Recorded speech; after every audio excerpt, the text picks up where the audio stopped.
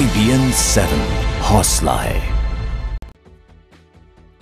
2 अक्टूबर को गांधी जयंती के दिन प्रधानमंत्री नरेंद्र मोदी ने स्वच्छ भारत अभियान चलाया। इस अभियान को अब 1 महीना हो गया है। IBN 7 ने ये जानने की कोशिश की कि आखिर अलग अलग शहरों में स्वच्छता का क्या हाल है।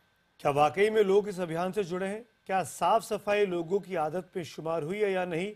हम आपको बता दें कि इस पूरी रियलिटी चेक का सबसे बड़ा मकसद है कि हम हर हिंदुस्तानी के जहन में ये बात डालना चाहते हैं कि सफाई को अपनी आदत जरूर बनाइए। आप साफ सुथरे रहेंगे, आपका आसपास साफ सुथरा रहेगा तो देश खुद ब खुद साफ हो जाएगा। देखिए हमारी ये रियलिटी चेक।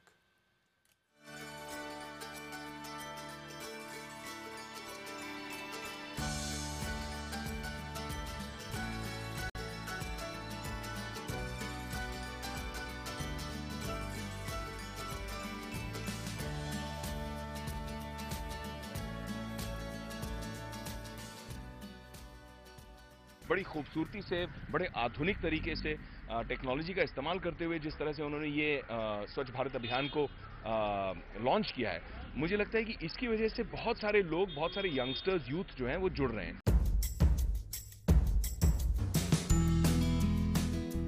देश के प्रधानमंत्री, उनकी कैबिनेट, उनकी पार्टी के नेता, उद्योगपति, अभिनेता, सामाजिक कार्यकर्ता सभी जुड़े प्रधानमंत्री के स्वच्छ भारत अभियान से।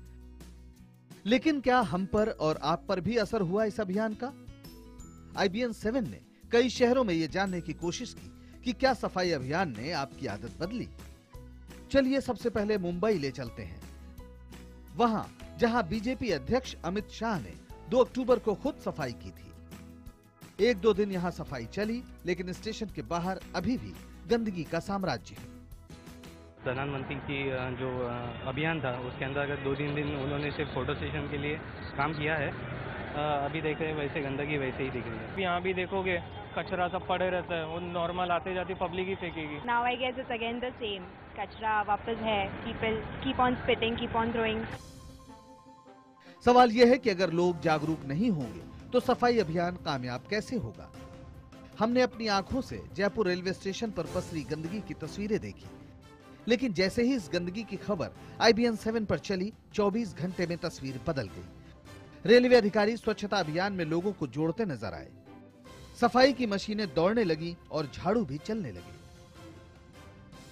ये सफाई, इससे सफाई की जाती है, सफाई की मशीन है, क्योंकि पैसेंजर कम हुए, जैसे ही खाली जगह मिली सफाई का काम शुरू हो गया। आप कितने दिन में कितनी बार सफाई करते हैं? 3 बार। कल हम आए तब तो आप नहीं मिले थे। नहीं सर, यहाँ यही थे कल। आप करते हो? आप सफाई रेगुलर करते हो? रेगुलर।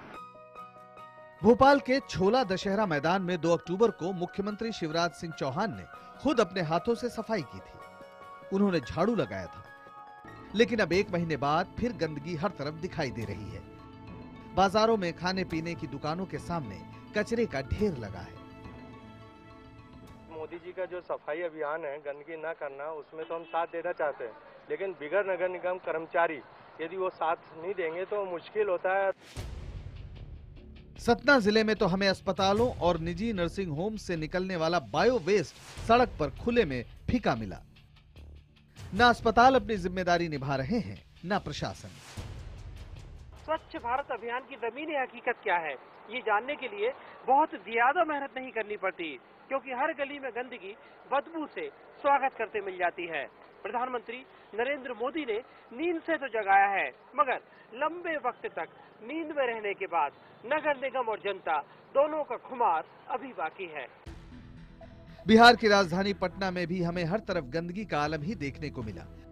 कई इलाके थे जो 2 अक्टूबर को चमक रहे थे, लेकिन आज वहां आप नाक पर रुमाल डाले बिना नहीं निकल सकते। जब तक हम अपने घर के आगे से और दूसरे के घर के आगे से गंदगी को उठाकर दूर नहीं करते हैं, तब तक स्वच्छता अभियान सफल नहीं होगा। लेकिन सवाल यह है कि आखिर हम जागरूक क्यों नहीं हैं? हम हमेशा दूसरों से ही उम्मीद क्यों करते हैं? हिमाचल प्रदेश की राजधानी शिमला के करीब ही ठियोंग में जंगल को कचरा घर में तब्दील कर दिया गया है। यहाँ कचरे की वजह से देवदार के पेड़ बर्बाद हो रहे हैं। ठियोंग के जंगल को डंपिंग ग्राउंड बना दिया गया है। जमीनी हकीकत बता रही है कि स्वच्छ भारत का सपना तभी पूरा होगा जब हम सफाई को अपनी आदत बनाएंगे। अधिकारी और प्रशासन अपनी जिम्मेदारी निभाएंगे। Bureau report IBN 7।